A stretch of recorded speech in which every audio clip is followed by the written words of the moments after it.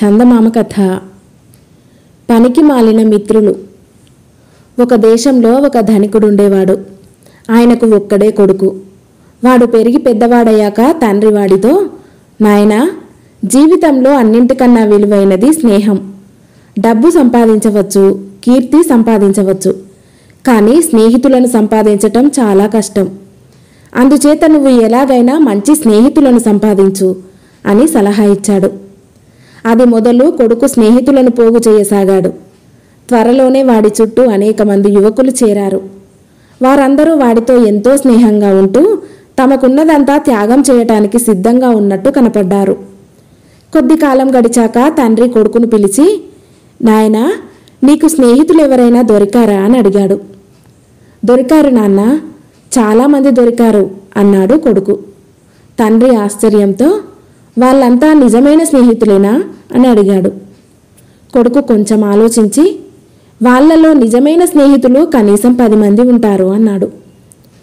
నేను ఇన్నేళ్లు బ్రతికాను గాని నాకున్నదల్లా 1.5 స్నేహితులే. ఇంత కొద్ది కాలంలోనే నువ్వు 10 మంది నిజమైన స్నేహితులను సంపాదించావంటే నాకు నమ్మశక్యం కాకుండా ఉంది అన్నాడు తండ్రి అనుమానంగా. కొడుకు తన స్నేహితులను వెనక వేసుకువచ్చి వాళ్ళు తన కోసం ప్రాణాలనైనా ఇచ్చేస్తారని తండ్రితో వాదించాడు. ఆ సంగతి సులువుగానే రుజువు చేయవచ్చు అన్నాడు తండ్రి. నువ్వు మాత్రం నేను చెప్పినట్టు చెయ్యి. ఒక పందిని చంపి గోతంలో వేసి భుజాన పెట్టుకొని రహస్యంగా ఒక్కొక్క స్నేహితుడి దగ్గరికి వెళ్ళు. నువ్వు కోపావేశంలో ఒక మనిషిని చంపినట్టు వారితో చెప్పు. ఈ సంగతి తెలిస్తే నీకు ఉరిశిక్ష తప్పదని, నీకు సహాయం చేసిన వారిని కూడా కొరత వేసే అవకాశం ఉందని అను. ఆ తర్వాత నిన్ను కాపాడటానికి సహాయపడమని అడుగు. ఏం జరిగేది చూద్దాం. కొడుకు అలాగే చేశాడు. అతడు ఒక చచ్చిన పందిని గోతంలో పెట్టి భుజాన వేసుకొని ఒక్కొక్క స్నేహితుడి దగ్గరికి వెళ్ళి తండ్రి చెప్పిన ప్రకారం అన్నాడు. ఒక్కరూ అతనికి సహాయం చేయలేదు. ఈ పరిస్థితిలో నేను నీకేమి సహాయం చేయగలను? కొంపదీసి ఈ శవంతో మా ఇంటికి వచ్చిన సంగతి మాత్రం ఎక్కడా బయటపెట్టకు. నిన్ను రక్షించలేకపోగా నేను కూడా ఇందులో చిక్కుకోవలసి వస్తుంది అన్నాడు ఒక స్నేహితుడు. నీకోసం కొరత పడటానికి నేను సిద్ధంగానే ఉన్నాను, కానీ అందువల్ల నీకేమీ ప్రయోజనం ఉండదు అన్నాడు మరొక స్నేహితుడు. నీకీ ప్రమాదం రావటం నాకెంతో విచారంగా ఉంది. నిన్ను ఈ జీవితంలో ఎన్నడూ మర్చిపోను అన్నాడు ఇంకొక స్నేహితుడు. నిన్ను అధికారులు ఉరితీశాక నీ శవాన్ని ఊరేగించి నీ ఉత్తరక్రియలు మహావైభవంగా జరిపిస్తాం అన్నాడు వేరొక స్నేహితుడు. చేసేది లేక కొడుకు విచారంగా తండ్రి వద్దకు తిరిగి వచ్చి తన స్నేహితులు అన్న మాటలన్నీ చెప్పేశాడు. అంతా విని తండ్రి తల ఆడించి, నేను మొదటనే అనుకున్నాను, నాకు జీవితంలో 1.5 స్నేహితులున్నారని చెప్పాను, జ్ఞాపకం ఉన్నదా? వారు నీకు ఏ విధంగా సహాయపడతారో అది కూడా ఇప్పుడే పరీక్షించి చూద్దామన్నాడు. తండ్రి సలహా ప్రకారం కొడుకు గోతాన్ని భుజాన వేసుకొని తన తండ్రికి గల అర్ధ స్నేహితుడి వద్దకు వెళ్ళి తన స్నేహితులతో చెప్పినట్టే చెప్పాడు. ఆ స్నేహితుడు అంతా విని, నేను నిన్నెరగను, కానీ నీ తండ్రి నాకు స్నేహితుడు, ఆయన కోసం నీకు సహాయపడతాను అన్నాడు. తర్వాత ఆయన పంది ఉన్న గోతాన్ని రహస్యంగా రాత్రిపూట పెరట్లో పాతేసి, ఇక నీకేమీ భయం ఉండదు, నిశ్చింతగా తిరుగు అన్నాడు.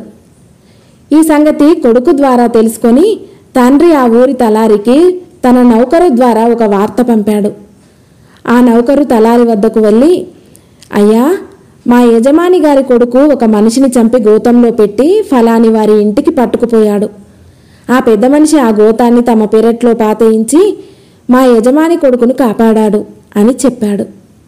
వెంటనే తలారి భటులను పంపి పెరడు తవ్వించగా గోతం దొరికింది. ధనికుడి అర్ధ స్నేహితుడు తలారితో, అయ్యా, ఈ కుర్రవాడు మా ఇంటికి ఒకసారి వచ్చి తాను ఫలానా అని నాతో చెప్పిన మాట నిజమే. అంతకు పూర్వం గాని ఆ తర్వాత గాని నేను కుర్రవాణ్ణి చూడనే లేదు. నాకు తెలియకుండా అతనే నా పెరట్లో ఈ గోతాన్ని పాతి ఉంటాడు. నాకు ఈ సంగతి ఏమీ తెలియదు అన్నాడు. ఈలోపుగా ధనికుడి కొడుకు తన తండ్రికి గల రెండో స్నేహితుడి వద్దకు వెళ్ళి, అయ్యా, నేను తొందరపడి ఒక మనిషిని హత్య చేశాను.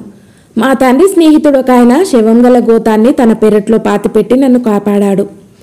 కానీ ఈ సంగతి ఎలాగో బయటపడింది. నాకు ఉరిశిక్ష తప్పేటట్టు లేదు. ఏ విధంగానైనా నాకు సహాయపడగలరా అని అడిగాడు.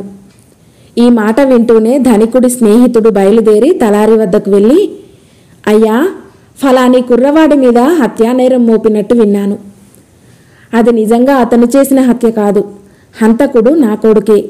ఒకరు చేసిన హత్యకు ఇంకొకరు ఉరిపడటం భావ్యం కాదు. అందుచేత ఇష్టం లేకపోయినా నిజం చెప్పవలసి వచ్చింది.